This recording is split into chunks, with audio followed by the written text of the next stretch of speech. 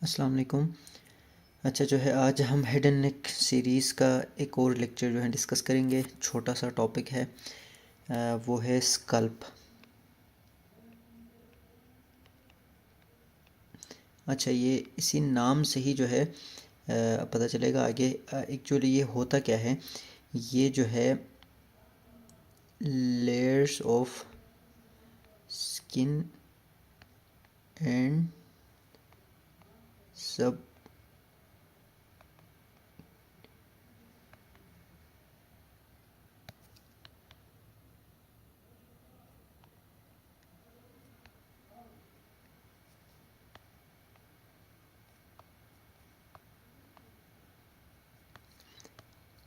अच्छा ये होता है लेयर ऑफ स्किन और सबक्यूटेनियस टिश्यू, यानी कि स्किन और सबक्यूटेनियस टिश्यू का एक लेयर होता है जो हमारे क्रेनम को, ठीक है, क्रेनियम को, जो कि बोन हमने पढ़ा है क्रेनियम में, उनको जो है ना कवर करता है।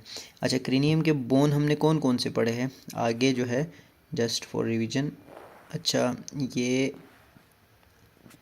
जो है आगे साइड पे होता है फ्रंटल बोन, पीछे होता है ऑक्सीपिटल बोन, देन यहाँ पे पेराइटल बोन, और इसके साथ आगे की तरफ थोड़ा सा सेफेनॉइड होता है, दरमियान में जो है एथमॉइड होता है, और साइड पे जो है टेम्पोरल बोन होता है। ये पूरा वॉल्ट है। अब इनके जो है इसके ऊपर, इस बोन के ऊपर, जैसे कि ये तो बोन है, अब इस बोन के ऊपर कुछ जो है ना स्किन, अब अभी हाथ लगाए अपने सर पर तो जाहिर बात है हेयर है, जो बालों के अंदर जो है क्या है, स्किन तो होगी ना उसके अंदर, जाहिर बात है स्किन है, और फिर अंदर बोन जाता है। अब डायरेक्ट हम बोन पे तो नहीं पहुंचते ना, अब स्किन है, उस स्किन और जो क्यूटेनियस सब क्यूटेनियस टिश्यू है उनके लेयर को जो है हम स्कल्प कहते हैं। अच्छा इसका मतलब क्या है, सबसे पहले जो है एस है, इसी से ही याद करना है हमने, SCALP स्कल्प, ठीक है। तो S skin, C connective tissue,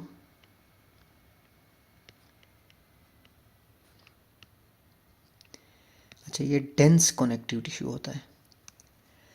अच्छा एपोन्यूरोसिस,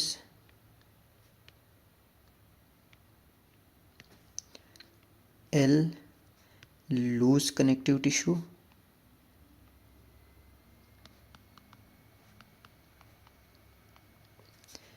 पी पेरियोस्टियम।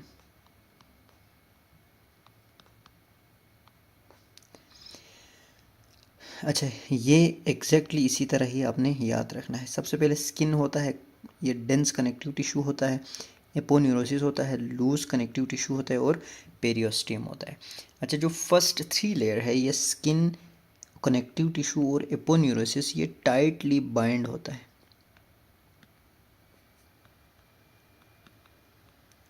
ये टाइटली बाइंड होके एक लेयर का जो है ना स्ट्रक्चर बनाता है।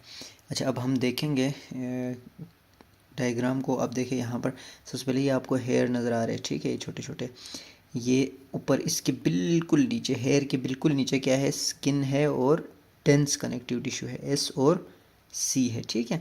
अब उसके नीचे क्या है, ये आपको जो नज़र आ रहा है, दिस इज़ द पेरियोस्टियम, ठीक है। सबसे सबसे पहले क्या आ गया, स्किन और कनेक्टिव टिश्यू।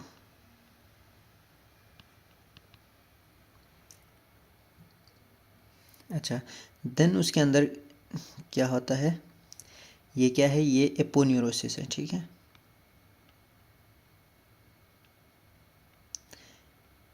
फिर उसे काटते हैं, उसके अंदर क्या आएगा, ये देखिए loose areolar connective tissue, loose connective tissue, then अंदर क्या आता है, देन पेरियोस्टियम।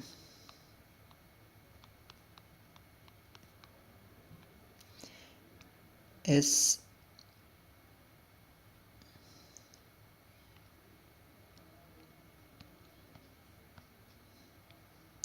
ये स्कल्प के लेयर्स आपने याद रखना है। अच्छा ये वही चीज़ें लिखा हुआ है, first three layers are tightly bound together and move as a collective structure, यानी कि आप एक पहले स्ट्रक्चर को हाथ लगाते हो ना स्किन को, वो जब मूव करता है तो एक ही स्ट्रक्चर लगता है, लेकिन आपको याद रखना है उसके अंदर 3 स्ट्रक्चर्स होता है। कौन कौन से होता है? स्किन होता है, डेंस कनेक्टिव टिश्यू होता है और एपोन्यूरोसिस होता है। ये सारे वन लेयर के फॉर्म में मूव करता है, ठीक है। उसके अलावा देन हमारे पास लूज एरोलर कनेक्टिव टिश्यू और पेरियोस्टियम होता है।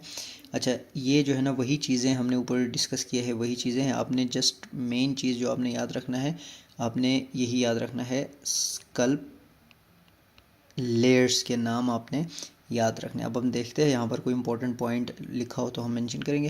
तो ये contain numerous hair follicles, skin में ज़ाहिर बात है हेयर फॉलिकल्स होते हैं और सेबेशियस ग्लैंड्स होता है, ठीक है। और जो है डेंस कनेक्टिव टिश्यू क्या होता है? Connect the skin to the epicranial aponeurosis. ज़ाहिर बात है ये एपोन्यूरोसिस है, ये स्किन है, तो कनेक्ट करता है इन दोनों को, जो है इन दोनों को कनेक्ट करता है ये, ठीक है। और इसमें रिचली विस्कुलर एंड इनर्वेटेड होते हैं, विस्कुलराइज और इनर्वेटेड, तो ये इंपॉर्टेंट है, ये एमसीक्यू पॉइंट है, ठीक है। इसमें से जो है हाईली विस्कुलराइज्ड और इनर्वेटेड कौन सा होता है? कनेक्टिव टिश्यू लेयर होता है, dense connective tissue layer. The blood vessels within the layer are highly adherent to the connective tissue, यानी कि जो ब्लड वेसल्स होता है वो बहुत टाइटली इस कनेक्टिव टिश्यू के साथ चिपका हुआ होता है, ठीक है। This render them unable to construct fully if lacerated, ठीक है। And so the scalp can be site of the profuse bleeding, ठीक है। इस वजह से ये बिल्कुल ही टाइटली जो है ना कनेक्टिव टिश्यू के साथ एडहेरेंट होता है। इससे क्या होता है? Unable to construct fully if lacerated, अगर ये कट जाता है हम इसको कंस्ट्रक्ट नहीं कर सकते, इस वजह से ब्लीडिंग ज़्यादा होती है।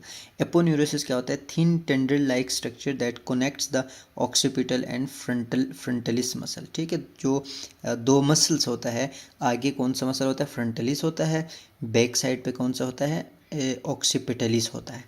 लाइक ये जो है इससे पहले हमने यहाँ पे बनाया था मसल, ये यहाँ पे फ्रंटलिस मसल होता है जो फ्रंटल बोन पे। ऑक्सीपिटलिस कहाँ पे होता है? ये जो है ऑक्सीपिटल बोन पे होता है। इनको कौन कनेक्ट करता है? एपोन्यूरोसिस इनको कनेक्ट करके रखता है।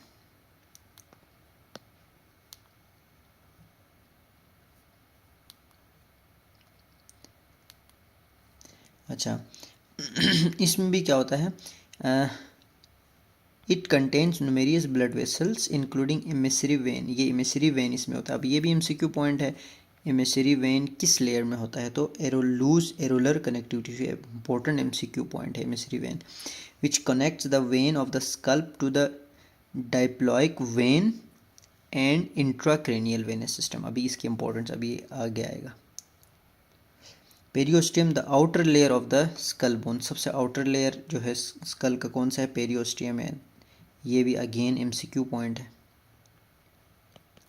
It becomes continuous with the endosteum at the sutural line, ठीक है। इनर मोस्ट लेयर कौन सा है? स्किन का पेरियोस्टियम है। अच्छा, डेंजर एरिया क्या होता है? डेंजर एरिया ऑफ स्कल्प, ये वही जो लूज कनेक्टिव टिश्यू में अभी हमने देखा था, लूज कनेक्टिव टिश्यू में एमिसरी वेन होता है। मैं दोबारा आपको दिखाता हूँ, ये देखें जो लूज एरोलर कनेक्टिव टिश्यू है इसमें एमिसरी वेन होता है, और ये एमिसरी वेन क्या करता है? जो डाइप्लॉइक वेन और इंट्राक्रेनियल वेन को कनेक्ट करता है। अब लेकिन होता क्या है? ये वेल्वलेस है, ठीक है, इसमें कोई वॉल्व नहीं होता है।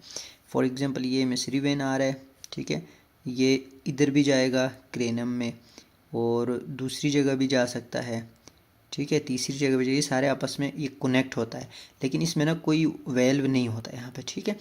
इस वजह से क्या होता है? इन्फेक्शन अगर यहाँ कहीं हो जाए तो वो इजीली ब्रेन में भी जा सकता है, इधर भी जा सकता है, किसी भी जगह जा सकता है। इसलिए इसे क्या कहते हैं? डेंजर एरिया ऑफ स्कल्प, ठीक है। This is because it contain emissary veins.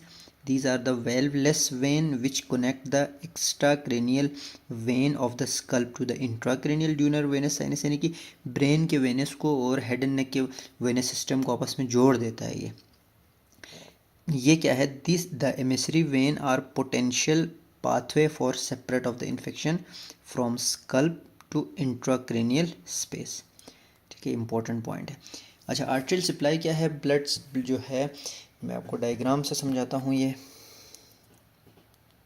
ये देखिए ये डिटेल में हमने हेड एंड नेक के ब्लड सीरीज़ में हमने देखा है ब्लड वेसल्स में जो एक्सटर्नल, जो इंटरनल तो ना डायरेक्ट ब्रेन में जाता है, एक्सटर्नल कैरोटिड आर्टरी आता है, आकर दो डिवीजन में तब्दील, ये जो है ना यहाँ पे डिवाइड होता है, एक मैक्सिलरी आर्टरी में जाता है और ऊपर एक जो है ये सुपरफिशियल टेम्पोरल में जाता है। अच्छा, हम जो है ना सुपरफिशियल टेम्पोरल कि जो ना डिटेल हम इस लेक्चर में हम देखेंगे, ठीक है। ये जो है सुपरफिशियल टेम्पोरल है। देखो अब सुपरफिशियल टेम्पोरल कहाँ पे जा रहा है, जो आपका फ्रंटल एरिया है आगे, इसको सप्लाई कर रहा है, जो दरमियान पूरे जो ना हेड के जो हमारे जो स्कल्प है उसके ऊपर से हमारे जो हेयर्स है उसके अंदर बिल्कुल यही सुपरफिशियल टेम्पोरल पड़ा होता है। सुपरफिशियल टेम्पोरल देखो इन सारे एरियो को यहाँ तक पूरा जो सूचर है, यहाँ पे लिम्बोइड सूचर है, यहाँ तक जो है ना आकर इन सब को सप्लाई कर रहा है, इधर तक जो है ना सुपरफिशियल टेम्पोरल। अब आपको पता चला सुपरफिशियल टेम्पोरल क्या कर रहा है, किस पे कहाँ पे जाके एंड हो रहा है, ठीक है। एक्सटर्नल, सबसे पहले ये पता हो कि एक्सटर्नल कैरोटिड आर्टरी इसको सप्लाई करता है और ऑप्थेल्मिक आर्टरी सप्लाई करता है।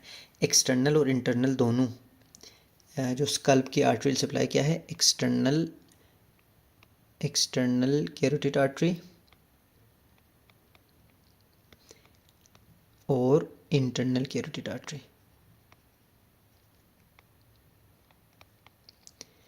जो एक्सटर्नल कैरोटिड आर्टरी है उसके कौन से ब्रांच आता है, मैक्सिलरी और superficial temporal.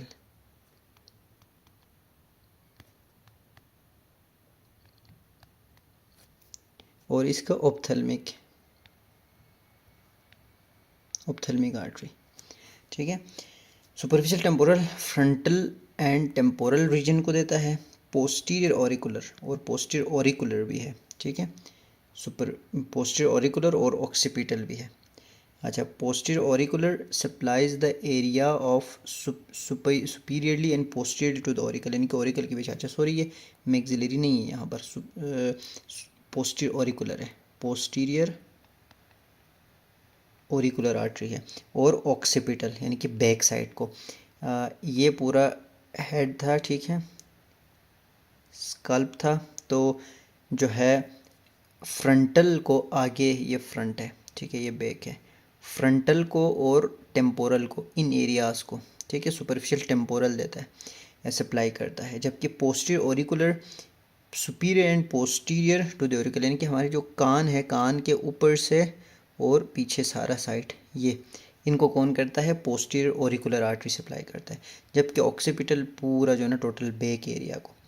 Anterior and superiorly the scalp receive additional, आगे और जो है सुपीरियरली ऊपर साइड पे डबल सप्लाई आता है, किसका, ऑप्थेल्मिक आर्टरी का। ऑप्थेल्मिक आर्टरी किसके ब्रांच है, ophthalmic artery internal carotid artery की ब्रांच है, और इंटरनल कैरोटिड आर्टरी से ऑप्थेल्मिक आर्टरी निकला। और ऑप्थेल्मिक आर्टरी का जो ब्रांच है, जो हम बाद में पढ़ेंगे डिटेल में, सुप्रा ऑर्बिटल और सुप्रा ट्रोक्लियर आर्टरीज, ठीक है।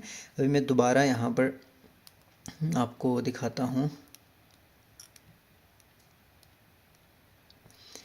ठीक है। अच्छा, जो आर्टरियल सप्लाई है इम्पोर्टेंट है, स्कल्प की जो आर्टरियल सप्लाई है कौन करता है, एक तो एक्सटर्नल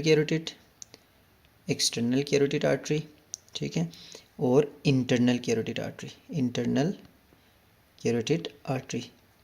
एक्सटर्नल कैरोटिड आर्टरी की कौन कौन से ब्रांच है,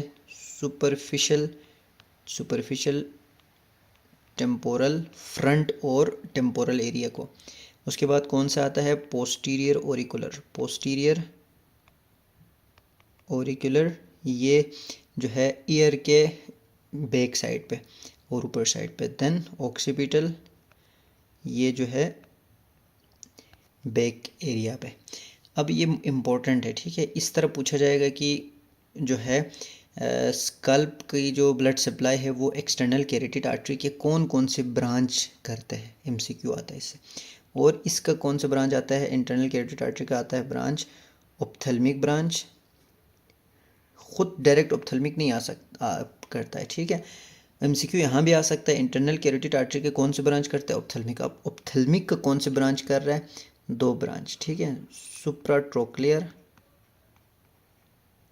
आर्टरी और सुप्रा ऑर्बिटल आर्टरी, ठीक है ये दो। अब ये भी पूछा जा सकता है कि सुप्राट्रोक्लियर और सुप्रा ऑर्बिटल आर्टरी किसकी ब्रांच है, ऑप्थेल्मिक आर्टरी किसकी ब्रांच है, तो इस तरह आपने याद रखना है। अब हम देखते हैं वेनस सिस्टम को, ठीक है, वेनस ड्रेनेज को। वेनस ड्रेनेज वही सेम जो है आर्टेरियल सप्लाई की तरह है, सुपरफिशियल जो ड्रेनेज आता है और डीप ड्रेनेज आता है। जो सुपरफिशियल ड्रेनेज है वही superficial temporal, posterior auricular, supra orbital, supratrochlear when, और एक डीप आता है। डीप में आपने याद रखना है टेरिगॉइड वेनस प्लेक्सिस करता है, वो जो टेरिगॉइड वेनस प्लेक्सिस फिर आके मैक्सिलरी वेन पे जाता है, ठीक है। इसका हम अलग से देखेंगे जब हम न्यूरोएनेटमी पढ़ेंगे टेरिगॉइड वेनस प्लेक्सिस है क्या। अभी आपने ये याद रखना है डीप में क्या आता है, टेरिगॉइड वेनस प्लेक्सिस, और टेरिगॉइड वेनस प्लेक्सिस किसको देता है, मैक्सिलरी वेन को, ठीक है। ये this is the last plexus of the when situated, ये कहाँ पे होता है, टेम्पोरलिस और लिटल टेरिगॉइड मसल, जो कि हम जो है मसल ऑफ मिस्टिकेशन में पढ़ा है। Important, the veins of the scalp connect to the diploic vein of the scalp via valveless emissary vein, ये हमने डिस्कस किया, ठीक है। Danger area of the scalp. Innervation क्या है, एक ट्राइजेमिनल नर्व है और एक जो है सर्वाइकल नर्व है। तो हम देखते हैं इन दोनों की मेन चीज़, आपको ब्रांचेस आना चाहिए कि कौन कौन सी ब्रांच दे रहा है, ठीक है। ट्राइजेमिनल नर्व का कौन सा ब्रांच है, सुप्राट्रोक्लियर नर्व, ये हम नर्व सीरीज़ में डिटेल में पढ़ेंगे।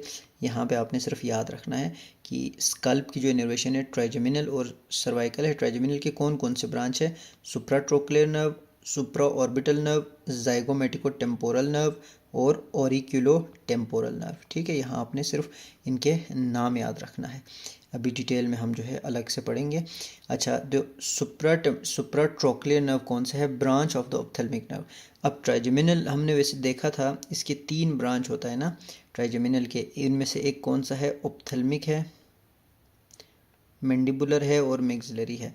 अब ऑप्थेल्मिक का ब्रांच कौन सा है, सुप्राट्रोक्लियर, ये आइडिया आपने यहाँ पर रखना है। फिर सुप्रा ऑर्बिटल किसकी ब्रांच है, ये भी ऑप्थेल्मिक की ब्रांच है, ठीक है। जाइगोमेटिको टेम्पोरल किसकी ब्रांच है, मैक्सिलरी की ब्रांच है, ठीक है। और ऑरिकुलो टेम्पोरल किसकी ब्रांच है, मैंडिबुलर की ब्रांच है। इसका मतलब क्या हुआ, जो हमारा स्कल्प है, स्कल्प को ट्राइजेमिनल नर्व का तीनों ब्रांच आता है, ऑप्थेल्मिक, मैक्सिलरी और मैंडिबुलर, तीनों ब्रांच जाके सप्लाई करता है, ठीक है। तो ये आपने याद रखना है। और सर्वाइकल का कौन सा है, इसका हमने अलग से नेक सीरीज़ में हमने नेक के लेक्चर्स में डिस्कस किया हुआ है, आप जाके देख लें। अच्छा, लेसर ऑक्सीपिटल नर्व, ठीक है, greater occipital nerve, greater auricular nerve, third occipital nerve. जो लेसर ऑक्सीपिटल नर्व है ये कहाँ से निकलता है, इंटीरियर रेमाई, मैंने आपसे कहा था उस लेक्चर में नेक के कि ये याद रखने आपने। जो लेसर ऑक्सीपिटल नर्व है वो इंटीरियर रेमाई से, यानी कि इंटीरियर डिवीजन ऑफ C2 है, ठीक है, वहाँ से निकलता है। Skin posterior to the year.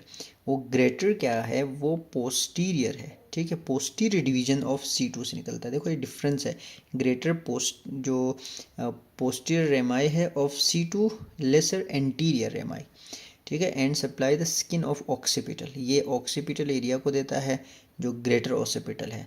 Laser occipital posterior to the ear को देता है, ठीक है। और greater auricular derived from the interior rami of C2 and C3। देखो ये तीनों ऑरिकुलर है, तो ये आपने याद रखना है। Greater auricular, C2 and C3, ठीक है, इंटीरियर रेमाई। फिर greater occipital, greater lesser occipital. Third occipital nerve क्या है, derived from posterior rami of C3 and supplies the skin of inferior occipital region, ठीक है। तो ये था नर्व इनर्वेशन स्कल्प की। तो स्कल्प कंप्लीट हुआ, ये छोटा सा टॉपिक था लेकिन इम्पोर्टेंट टॉपिक है।